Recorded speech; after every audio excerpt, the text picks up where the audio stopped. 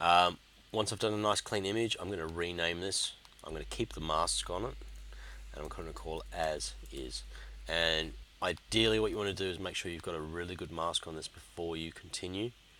I did show other techniques using masking for fixing up hair as well in particular, so do check those out, but do keep a version of this. You may wish to add a color to this, by right clicking, and you can choose like just a reference color. And once you've done that, duplicate that. So you can either drag that down to this little image that shows of a page with the corner, or you can even right click and you can go to duplicate image, which is up here somewhere. There we go. So if that's your preferred technique, you can do that. In the one below, lock it. There's a little lock thing here, so you don't destroy it.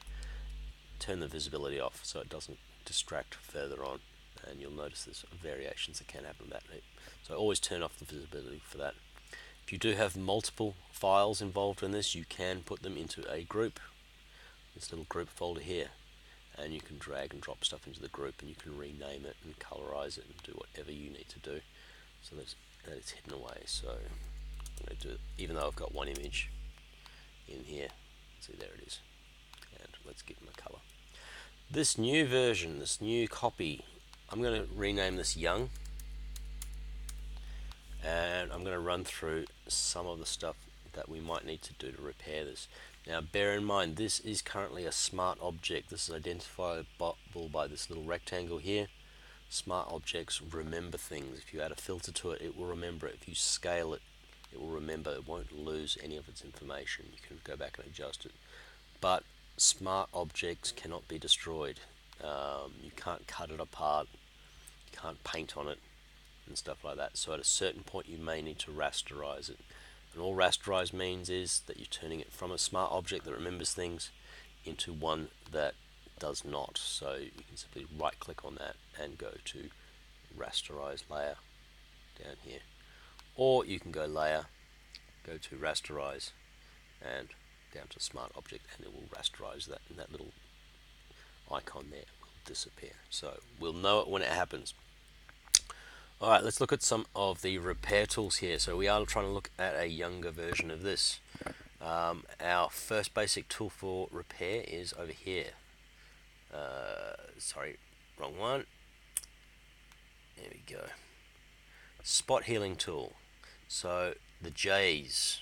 Now we're only really going to focus in on these top three here. Red eye's pretty self-explanatory if you get to it. Spot healing brush tool J.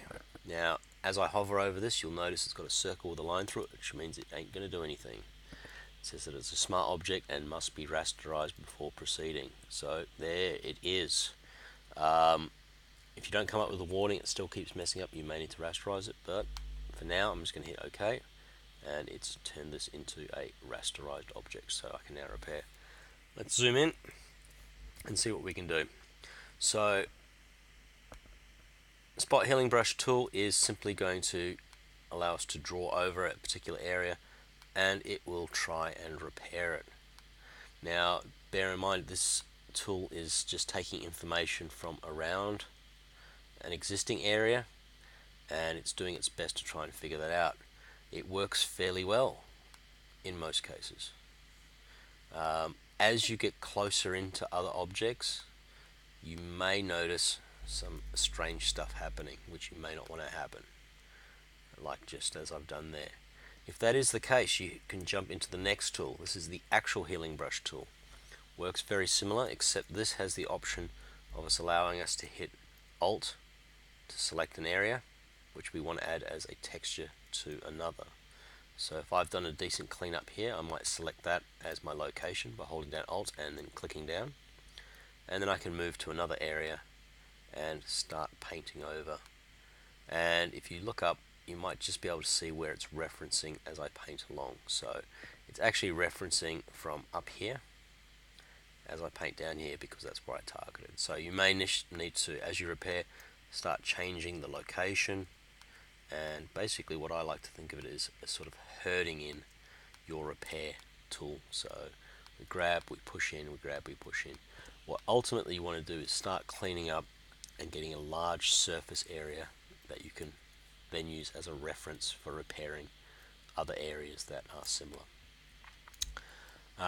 Be aware that there is an aligned option, and you can turn this on and off, and you can also have this so it affects all layers, current and below, and current layer. So you can also apply this to an empty layer above that I've just created there, and if I have it on all layers or even current and below, I can then use this as an option to start repairing.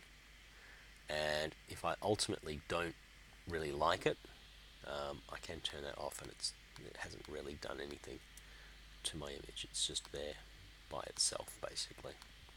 So that's kind of cool and very, very handy later on.